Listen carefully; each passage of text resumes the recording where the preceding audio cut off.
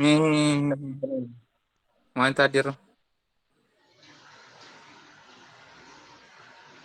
Hmm. Dimulai Mega Saf. Hmm. Ya, ya mulai nih, mulai. Gas.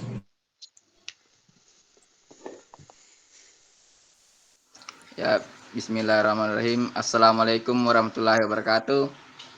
Waalaikumsalam Waalaikumsalam warahmatullahi wabarakatuh. Ya, puji syukur kita panjatkan atas kehadirat Allah Subhanahu wa taala yang telah memberikan kita kesehatan dan kesempatan sehingga kita masih sempat bertatap muka melalui via online. Baiklah, langsung saja kami dari kelompok 6 akan mempresentasikan makalah kami yang berjudul Hukum Olahraga. Saya perkenalkan teman kelompok saya. Yang pertama itu Muhammad Fatur Rahman Sani, Ahmad Irfandi, Taufik Ibrahim, Andi Muhammad, Muhammad Amrin Multasam.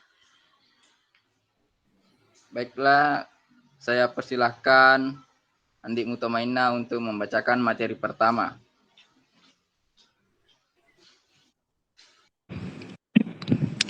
Baik, materi pertama itu pengertian hukum olahraga. Hukum olahraga ialah mengacu pada semua undang-undang dan peraturan yang dirancang untuk mengatur olahraga profesional dan amatir. Atlet, pelatih, dan manajer di bidang olahraga sering mengacu pada hukum olahraga, baik dalam olahraga amatir maupun profesional. Undang-undang ini memastikan kompetisi olahraga berlangsung adil, atlet tidak berlatih terlalu banyak dalam seminggu, dan para profesional dibayar penuh atas pekerjaan mereka. Salah satu tujuan utama undang-undang olahraga adalah untuk melindungi semua pihak yang terlibat, termasuk atlet, liga, klub, dan lainnya. Terima kasih. Saya kembalikan ke moderator. Terima kasih kepada saudari Mutamaina. Selanjutnya Taufik Ibrahim sebagai pemateri kedua. Saya persilahkan. Baik, saya akan menjelaskan materi kedua, yaitu bidang dalam hukum olahraga. Mempelajari berbagai bidang hukum olahraga adalah cara terbaik untuk melihat seberapa inklusif hukum tersebut. Berikut adalah beberapa jenis hukum olahraga yang umum. 1. Hukum kontrak. Hukum kontrak adalah contoh utama pentingnya hukum olahraga bagi atlet profesional. Atlet profesional dipekerjakan oleh tim olahraga dengan menggunakan kontrak. 2. Hukum cedera pribadi. Banyak atlet terpaksa pensiun dini karena cedera akibat pekerjaan. Undang-undang cedera pribadi berfungsi untuk melindungi atlet, tim, venue, dan individu, serta bisnis lainnya. 3. Hukum merek dagang. Tim olahraga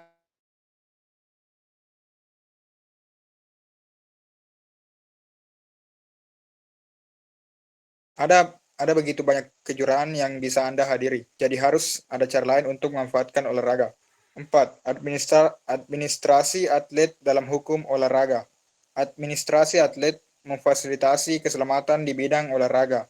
Program atletik perguruan tinggi bukanlah tugas yang mudah.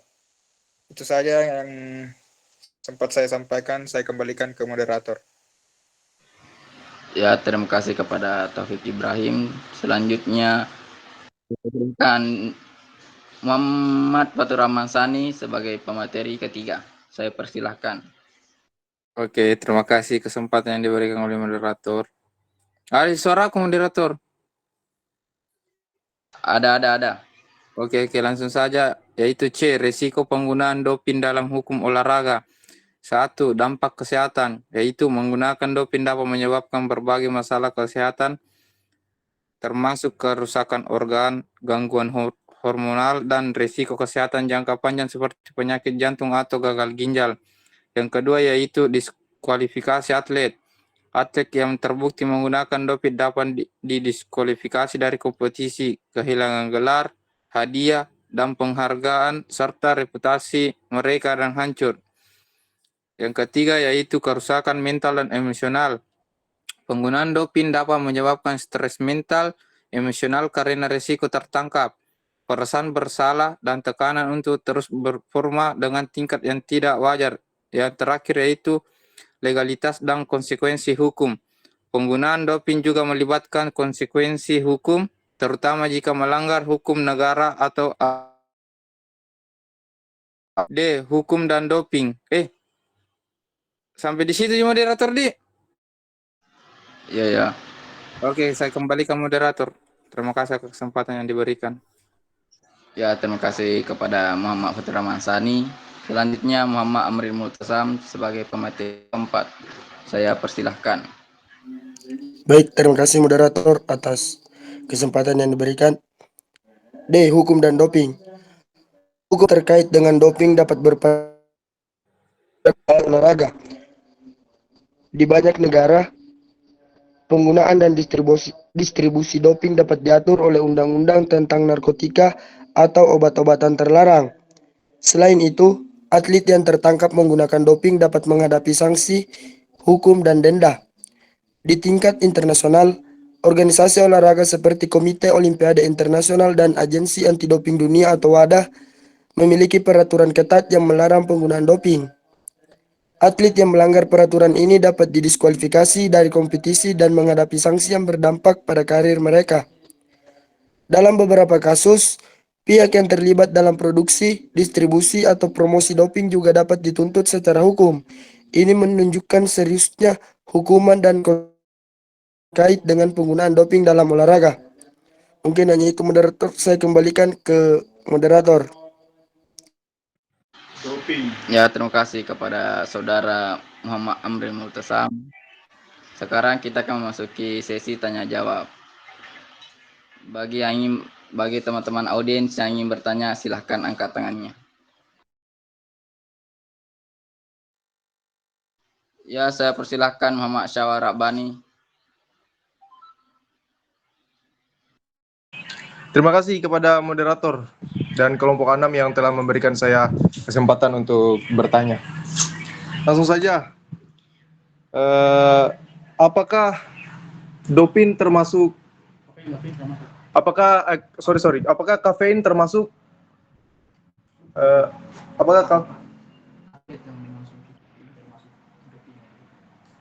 Apakah atlet yang mengkonsumsi kafein itu termasuk menggunakan doping juga atau tidak? Bagaimana menurut kelompok 6? Seperti apa? Apakah atlet yang menggunakan kafein termasuk juga menggunakan doping? Terima kasih. Ya, terima kasih kepada Muhammad Syawal. Mungkin pertanyaannya bisa dikirim di grup ya. Saya persilahkan Muhammad Anugrah. Baik, terima kasih atas kesempatannya yang diberikan oleh moderator. Yang ingin saya tanyakan yaitu apa dasar hukum keolahragaan di Indonesia? Terima kasih. Saya kembalikan kepada moderator.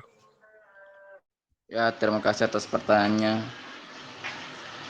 Saya berikan kesempatan lagi untuk satu pertanyaan kepada teman-teman audiens yang ingin bertanya. Ya, silahkan Muhammad Yaskur Arif. Baik, terima kasih kesempatan moderator. Langsung saja pertanyaan saya yaitu bagaimana proses pengujian doping dilakukan dan siapa yang bertanggung jawab atas pelaksanaannya? Saya kembalikan ke moderator. Moderator sudah direkam nggak? Kelompok 6. Sudah catat. Ada Ina. Ya, terima kasih atas pertanyaannya. Berikan waktu kepada kelompok 6 untuk menjawab semua pertanyaannya. 5 menit.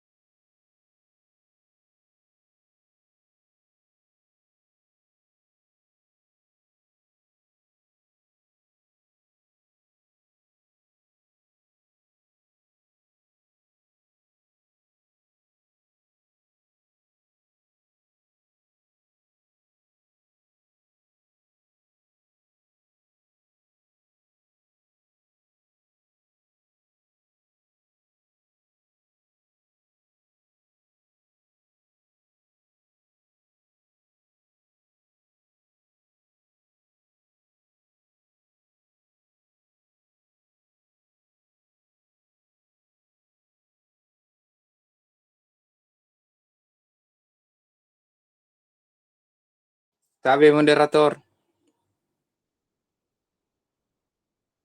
Ya, Moderator. Lolo. Saya dipersilakan Ya, menjawab pertanyaannya Anugrah Kah? Itu ya saya, apa hukum dasar olahraga di Indonesia? oke, saya persilahkan kepada Saudara Muhammad Fatur Ramansani untuk menjawab pertanyaan dari Muhammad Anugrah. Oke, terima kasih kesempatan yang diberikan oleh moderator. Langsung saja, saya akan menjawab pertanyaan dari Kanda Anugrah. Apa hukum dasar olahraga di Indonesia? Yaitu yang mengatur Undang-Undang Nomor 3 Tahun 2005 tentang Sistem Keolahragaan Nasional. Undang-undang ini merupakan landasan utama bagi pengembangan, penyelenggaraan, dan pengelolaan keolahragaan di Indonesia. Undang-undang ini mencakup berbagai aspek, termasuk tujuan, prinsip, dan strategi pengembangan olahraga. Peraturan ini merupakan turunan dari Undang-Undang Nomor 3 Tahun 2005 dan mengatur lebih rinci tentang pelaksanaan kegiatan keolahragaan termasuk perencanaan, pembinaan, dan pengawasan dalam bidang olahraga. Peraturan Menteri Pemuda dan Olahraga, Menpora. Mungkin itu saja yang bisa saya sampaikan. Saya kembalikan ke moderator. Ya, terima kasih kepada Saudara Fatur Rahman. Saya Oke. kembali ke Saudara penanya Muhammad Anugrah. Baik, jawabannya sangat jelas. Baik, saya kembalikan kepada moderator. Ya, terima kasih banyak kepada Saudara penanya.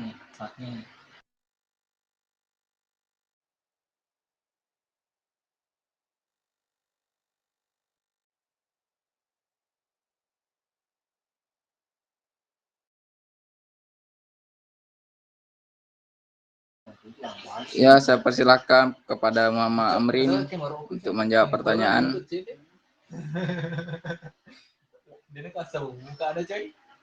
Saudara Baik, dari Saudara Muhammad Yaskur Arif. Pertanyaannya, apa tadi pertanyaannya?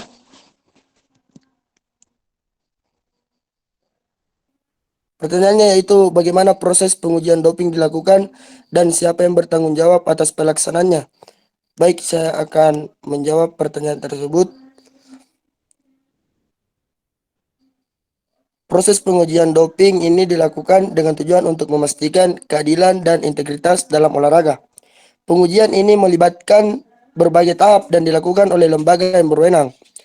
Proses pengujian doping yang pertama yaitu pemilihan atlet untuk diuji. Atlet dapat dipilih secara acak atau berdasarkan kinerja yang mencurigakan. Yang kedua yaitu pengambilan sampel. Petugas pengujian doping mengumpulkan sampel urin atau darah dari atlet. Yang ketiga yaitu pengiriman ke laboratorium. Sampel yang diambil dikirim ke atau wadah. Sampel dikodekan untuk menjaga kerahasiaan identitas atlet. Analisis laboratorium. Yang keempat yaitu analisis laboratorium. Di laboratorium, sampel dianalisis untuk mendeteksi adanya zat terlarang. Yang kelima yaitu pelaporan hasil. Hasil analisis dilaporkan ke organisasi anti-doping yang relevan. Jika ditemukan zat terlarang, atlet dan organisasi terkait diberitahu. Yang keenam yaitu proses banding dan hukuman. Atlet yang terbukti positif doping memiliki hak untuk mengajukan banding. Jika banding tidak berhasil, atlet dapat dikenai sanksi seperti diskualifikasi, skorsing, atau pencabutan medali. Dan pihak yang bertanggung jawab dalam hal ini yaitu World Anti-Doping Agency atau WADA, dan Lembaga Anti-Doping Nasional atau NADO, serta Federasi Olahraga Internasional. Mungkin hanya itu jawaban dari saya kembalikan ke moderator. Ya, terima kasih kepada Saudara Amrin. Saya kembalikan kepada Saudara penanya Muhammad Yaskur Arif. Bagaimana dengan jawaban dari Muhammad Amrin Mutasam? Ya, jawabannya sangat jelas. Terima kasih. Ya, terima kasih kepada penanya Muhammad Yaskur Arif. Pak, pertukaran pelajar aku nih anu. Itu hati. Topik bisa jawab pertanyaannya Syawal. Kalau tidak saya jawab, Pi. Coba-coba juga selesai ini bareng-bareng. Saya. Oke, lanjut nih. Oke, saya persilakan kepada Saudara Taufik Ibrahim. Baik, saya akan menjawab pertanyaan dari Muhammad Syawal Rabbani, yaitu tunggu, yaitu apakah atlet yang mengonsumsi kafein termasuk doping atau bukan? Jawabannya adalah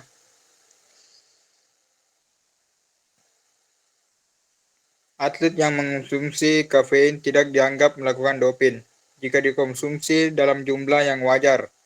Namun, ada batasan tertentu yang ditetapkan oleh Badan Anti-Doping Internasional. Sebelumnya, kafein pernah dimasukkan dalam daftar zat terlarang oleh Badan Anti-Doping Dunia (WADA) jika ditemukan dalam konsentrasi tinggi di urin atlet lebih dari 12 mikrogram per mililiter. Namun sejak tahun 2004, WADA telah menghapus kafein dari daftar zat terlarang tersebut. Saat ini, WADA memantau penggunaan kafein untuk melihat tren penggunaannya di kalangan atlet. Tetapi kafein tidak masuk dalam daftar zat terlarang. Ini berarti atlet dapat mengonsumsi kafein tanpa takut dianggap melakukan doping selama konsumsinya dalam batas yang wajar dan tidak berlebihan. Jadi, atlet yang mengonsumsi kafein saat ini tidak dianggap melakukan doping, namun mereka tetap perlu hati-hati dan bijak dalam mengonsumsi kafein untuk menghindari efek negatif seperti gangguan tidur atau kecemasan yang dapat mempengaruhi performa mereka. Itu saja yang dapat saya sampaikan. Saya kembalikan ke moderator. Ya, terima kasih kepada Saudara Taufik. Saya kembalikan kepada Saudara penanya Muhammad Syawal. Terima kasih. Jawabannya sangat lengkap dan jelas. Bagus. Terima kasih. Ya, terima kasih kepada Saudara Syawal Rabbani. Itulah sesi tanya jawab dari kelompok 6. Saya akan membacakan beberapa kesimpulan.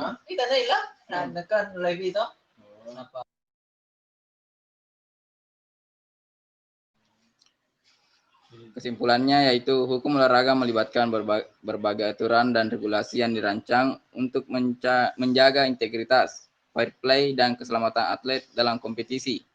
Ini mencakup peraturan terkait doping, pelanggaran aturan permainan, kontrak atlet, hak siar, dan perlindungan terhadap kekerasan atau pelecehan. Pelanggaran terhadap hukum olahraga dapat mengakibatkan sanksi yang bervariasi, mulai dari denda hingga diskualifikasi, tergantung pada tingkat pelanggaran dan otoritas yang memberlakukannya. Baiklah, itulah tadi kesimpulan yang saya berikan. Jika ada salah kata mohon dimaafkan, karena kami adalah manusia, tempatnya salah. Sekian dan terima kasih. Assalamualaikum warahmatullahi wabarakatuh. Waalaikumsalam warahmatullahi wabarakatuh.